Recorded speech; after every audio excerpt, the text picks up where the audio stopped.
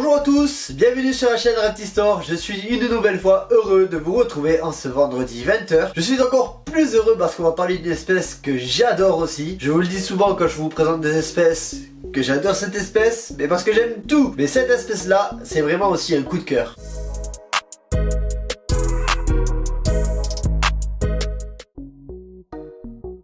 Donc aujourd'hui, je vais vous parler du boa constrictor de localité Suriname. Donc le Suriname, qu'est-ce que c'est? C'est un pays qui est situé en Amérique du Sud, à droite de la cordillère des Andes. Et donc du côté de cette cordillère des Andes, il y a le Suriname ainsi que la Guyane. D'ailleurs, au niveau de la localité Guyana-Suriname, c'est les mêmes, c'est selon d'où on les a fait importer, mais c'est les mêmes animaux. Donc ces boas sont particulièrement magnifiques par rapport à du boa imperator parce qu'ils ont des couleurs et un pattern assez extraordinaire. Je possède à l'élevage un couple, donc un jeune mâle et une femelle que je vais mettre en reproduction d'ailleurs dans peu de temps. Donc si jamais ça vous intéresse, n'hésitez pas à suivre mes réseaux pour ne pas rater les disponibilités. Et je vais aujourd'hui vous les présenter. Alors, ils ont tous les deux des différences.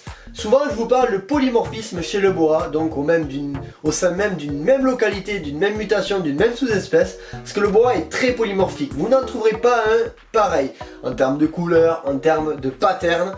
Et vous verrez, ici nous avons deux animaux F1, donc ces animaux qui ont été reproduits de parents sauvages, donc c'est un couple qui est non consanguin par contre, c'est deux couples sauvages bien différents, donc sont issus de première génération, c'est pour ça qu'on dit F1, et je vais vous montrer ça la différence. Allez, on va commencer tout de suite avec le mâle. Par contre je vais faire très attention parce qu'il a essayé de me mordre à la sortie. J'ai réussi à le détendre mais je le sens encore un peu tendu. Donc une des particularités du Suriname magnifique, c'est cette queue.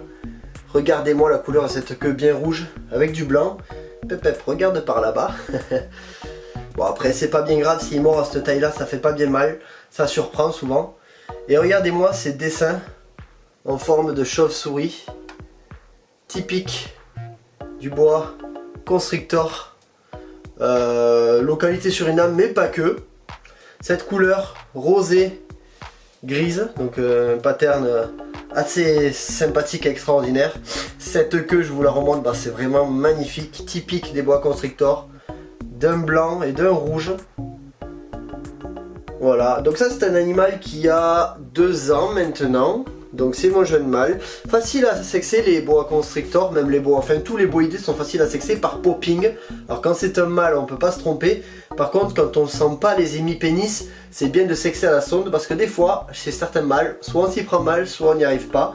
Donc pour être sûr, on va faire un sonde par sexage. Par contre quand c'est un mâle vous pouvez pas vous tromper, vous avez le petit pop et là ça se passe nickel.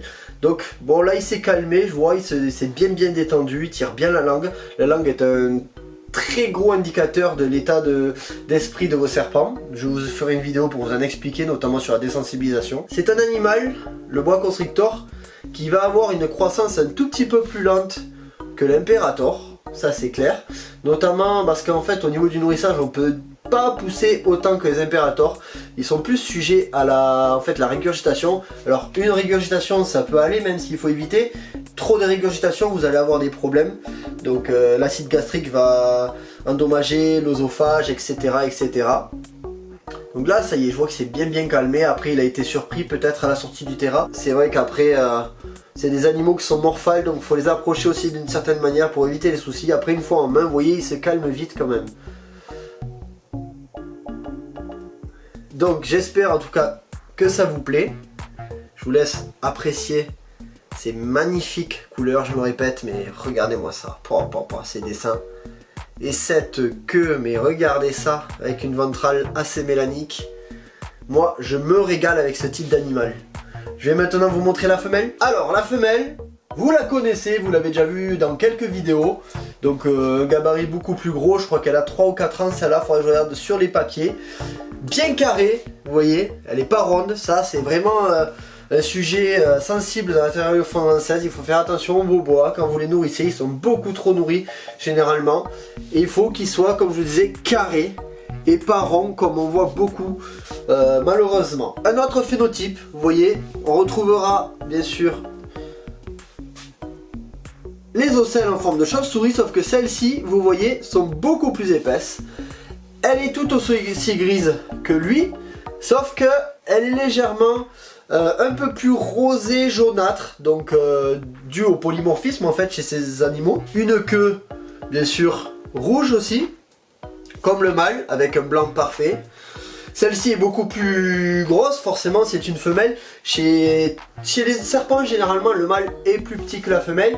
Mais il faut savoir que chez les boïdés, j'ai remarqué que c'est encore plus exagéré. Bien sûr, quand les mâles sont nourris comme il faudrait les nourrir, si vous les nourrissez comme des femelles ou vous bourrinez dessus, vous allez vous retrouver avec des gabarits hors normes, ça c'est clair et net. Mais les femelles sont beaucoup plus imposantes et beaucoup plus grosses. Celle-ci est très calme, elle est totalement désensibilisée. Il faut savoir qu'avec ce genre d'animal, ça fait quand même une certaine taille adulte, un certain poids, c'est toujours mieux d'éviter les contentions et que ça se passe bien quand on a une manipulation ou des soins à faire. Sachant qu'en plus c'est une contention, alors oui c'est très bien pour votre sécurité et celle de l'animal parfois, mais ça fait des fois plus de mal que de bien. L'animal ça le stresse, ça peut le frustrer et vous pouvez vous retrouver avec des animaux qui deviennent un peu plus sur la défensive que d'habitude suite à cette expérience. Donc celle-ci est totalement désensibilisée, je peux lui toucher la bouche, lui caresser la tête, il n'y a aucun souci, même au moment du nourrissage. Il faut faire attention au moment du nourrissage, mais je peux aller la chercher sans souci, tout en faisant bien sûr attention. Donc c'est une femelle qui ira en reproduction avec ce mâle quand ils seront prêts. Je pense que l'année prochaine, pour 2022, ce sera bon. C'est une femelle que j'ai depuis tout petit, que je fais pousser tranquillement, comme vous pouvez le voir. Et franchement, ça se passe nickel. Donc dites-moi dans les commentaires ce que vous pensez de la localité Suriname.